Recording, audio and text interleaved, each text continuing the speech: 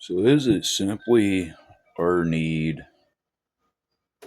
for negativity, for misery, or could it be that we love drastic situations? Look at a person at the slots. They get that blank face. They're either focusing on the things going by or they're thinking about something else, inside their imagination. But when that person hits the jackpot, it's not just that person that notices. There's a reason for all those sounds and alarms and all that stuff going off when the person hits the jackpot, because then everybody around notices their script is interrupted. Their normal operations are saying, hey, there's something going on. And so everybody pays attention to the person that hit the jackpot. But that is one of those rare instances in positivity that it does interrupt everybody's script.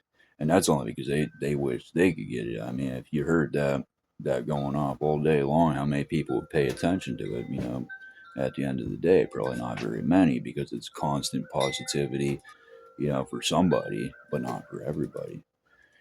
So negativity works a lot different, where usually, I mean, war, famine, you know, the seven deadly sins, it's all related to or correlated with negativity and misery and consequence. And those are drastic enough to change people's scripts just because it's so drastic. Like when we decide to throw things away, it's like everything in our life, it's like we hit that point and it's like, is it really worth holding on to if we're just going to lose it anyway? We understand that things change over time. So you lose something, you don't get it back for years. Is it going to be the same thing? Are you going to be the same person to accept it the same way? That's not just maturity, that's the way we change over time. And negativity, like look at the people we call cynics that are miserable every day, but they deal with people that don't see the world the way they do. So they're expected to change to the way everyone else is. And that alone causes misery, because then all their ideas and perspectives are just sitting there on the mantle place, making this person feel like they're the oddball out, and so a lot of people drink, and that is oftentimes related to negativity. I mean, unless you're young and at a party, but by the time you're old, it's just because you just want to get that feeling that lets you forget, I guess. Some people try to forget. Let me tell you, if you're drinking a 36 pack trying to forget your ex girlfriend from 2 years ago, dude, you got serious problems. I'm not talking internally. I'm saying your life is a big problem right now. If you're, wasting your life over something that long ago after losing it that long ago, that would be true misery right there. If you can't get over something over that long, holy shit, I can only imagine. But the thing is, it's like letting go, throwing away everything is drastic. It's like, you get at that still point in your life and it's like, I don't know where I'm going. I don't know what I'm going to do. So I'm just going to sit here and do nothing, throw it all away. Why? Because throwing it all away is drastic. It can mean a new start. It can mean a lot of things, like going to a new planet, but you don't know what problems you're going to have with that planet until you get there. But the excitement of going to that new planet is just so drastic. It's from one spectrum to the other, and where positivity, you help somebody move from one house to another. How many people notice that? Maybe the people that turn that person down helping, I mean, that now they're like, well, I don't have to feel guilty because they have somebody else helping them after I turned them down.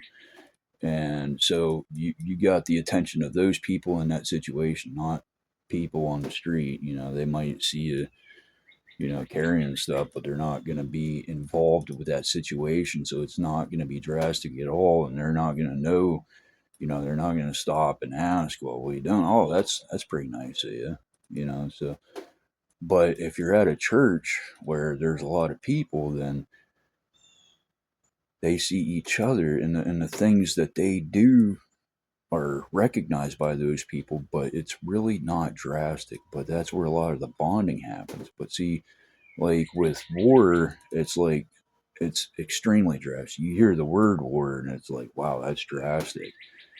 So then, there's those people that want to know the specifics of what happened, and then there's the people that just care because it's drastic. It's like, oh yeah, missiles flying, blowing up buildings, and you know, uh, daycares getting blown up, and it's like, whoa, that was extremely drastic. That really caught my attention right there. They got my brain going. So it's like the person that wants to, go to the third floor, for instance. I know a lot of people that have gone to the third floor, and the same thing happens a lot of times is that their uh, character becomes very drastic. Their identity seems more drastic than usual, and they're just going crazy. But the thing is, you go to the third floor. I mean, you got nurses bringing you coffee. You can choose your own meals, and they're actually not that bad. And you ain't got to go to the store or prepare them or nothing, so it's being served to you. And then you got the guys up there. I mean, they're kind of on a script, but they're on a whole different script because they're around crazy people all day long. So you never know the kind of personalities you're going to find up on the third floor. I mean, it can be mind bending, it can be redundant because you might not have any of those people up there, and it's literally like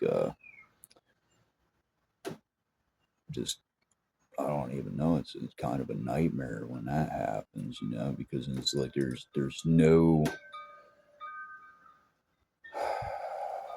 the ambience becomes less attractive, and it's just like everything is dead. It's like in a graveyard. But yeah, I can't even come up with a damn analogy for how defecating it is. But you get one of those personalities up there, and it's like you would never meet that personality on the street. You would never have a conversation like that on the street because you'll never meet one of those people. The chances of that, how many people drive cars now, how many people walk, how many people actually have contact with each other more than, hey, how you doing today, beyond that. So where is the drasticness? Because like I was talking about war, after war, people are able to be more innovative. They're more able to seek out ways to help, which is a very drastic thing in a very positive way. I hope I'm using drastic in the right context in that. I don't know. My brain's kind of going everywhere right now. But, people come together, and that's the positive bonding there, is that these people are, able to do something uh, higher up on the positive spectrum where everybody notices because they're affected by it, and they all have an opportunity to chip in. The people that don't chip in, they get noticed. But the people that just keep working, the ones that don't bother wondering about the others, man, they're in a good place at that point. But it's the whole theme of just everything having to be drastic is so strange to me. It's like, I always talk about, if you were to have 10 rainy days in a row, and that sunny day after is just going to seem phenomenal.